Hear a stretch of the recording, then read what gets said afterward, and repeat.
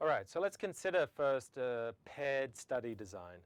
And so let's imagine for this purpose that we want to test the effect of a daily dose of taking a baby aspirin on blood pressure. There's this idea that taking aspirin is useful for your blood pressure. And so to do this study, what we would do is we would measure each of 7 individuals before and measure their systolic blood pressure, and these are the measurements that are shown here. We'd let them take aspirin for a year following a regime in which they take aspirin every day, and then we would measure their blood pressure following a year-long course of aspirin. And we would have these measurements of the systolic blood pressure as shown here. And in this paired design, we have each individual before and after.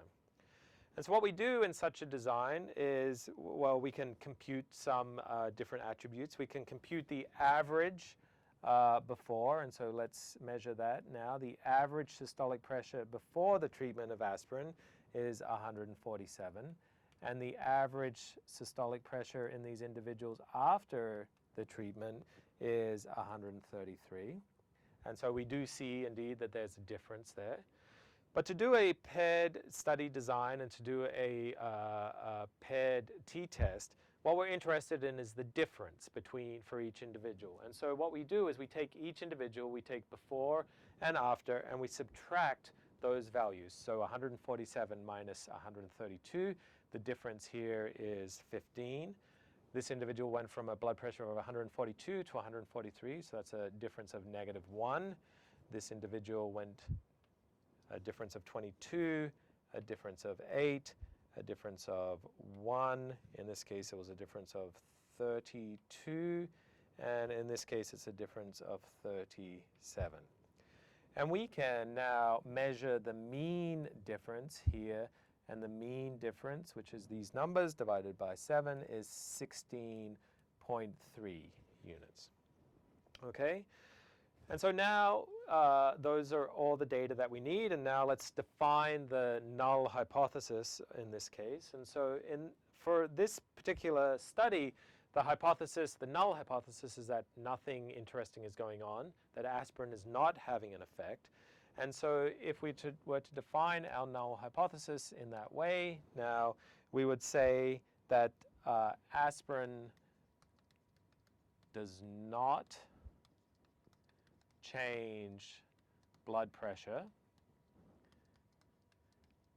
And if that is the case, then the mean difference in blood pressure is going to be 0. The alternative hypothesis then, of course, is that aspirin does change the blood pressure, and in this case we define our alternative hypothesis as the mean difference is not equal to 0. Okay, and so we have observed this mean difference in our sample, and so now we need a statistical test to tell us whether that is a surprising or whether that's consistent with our null hypothesis. And so we need to measure a couple of other properties of this difference. So firstly, we have our mean is 16.3. We need to compute the standard deviation from our sample. So the standard deviation is going to be equal to 14.8. Of course, the number of individuals is 7, and we can then compute the standard error. So the standard error now for the mean difference here is going to be 14.8 divided by the square root of 7, and that is equal to 5.6. And just while we're here, let's think about the degrees of freedom. So the degrees of freedom in this case, we've only estimated one parameter from the data, so it's n minus 1, which is equal to 6, is the number of degrees of freedom. And so now let's compute the t-test statistic. And so we'll clear the board and do that.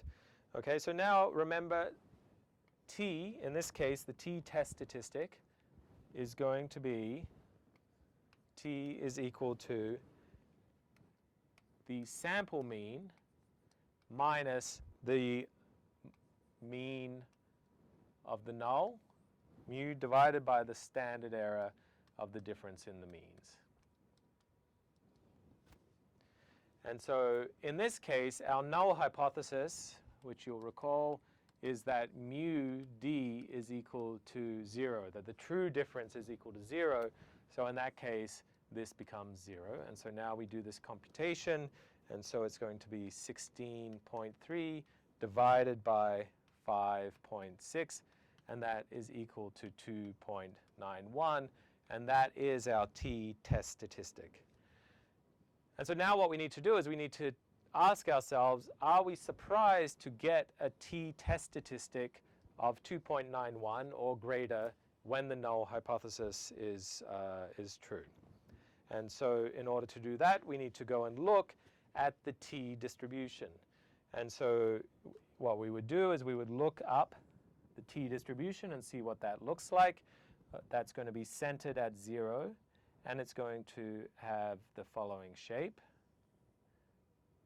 And this is going to be the t distribution, remember, for 6 degrees of freedom, as it's going to change as a function of the number of degrees of freedom. And so in this case, we've stated our null hypothesis as being mu is, the true difference is equal to 0, and the alternative simply that it is not equal to 0.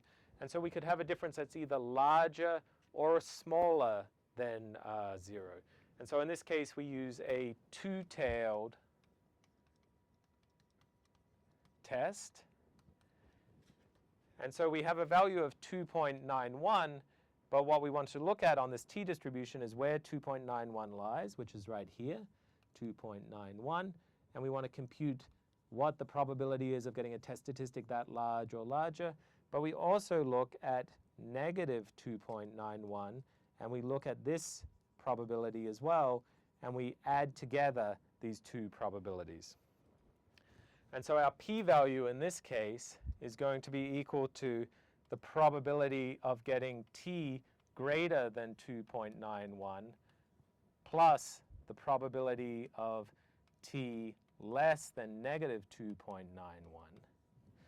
And in this case, I can tell you that that is going to, well, simply be 2 times the probability that t is greater than 2.91, and that's because this distribution is symmetrical, and so that allows us to be able to compute that fairly easily. In that case, that is a p-value of 0.027, and so now this would allow us to say that we have tested the null hypothesis. We get a t-test statistic of 2.91, and the probability of getting that test statistic that large or that extreme or more extreme is 0.027, which is our p-value, and that would allow us to reject the null hypothesis and accept the alternative hypothesis and make the claim that aspirin has an effect on the blood pressure of individuals on the basis of our sample of 7 individuals.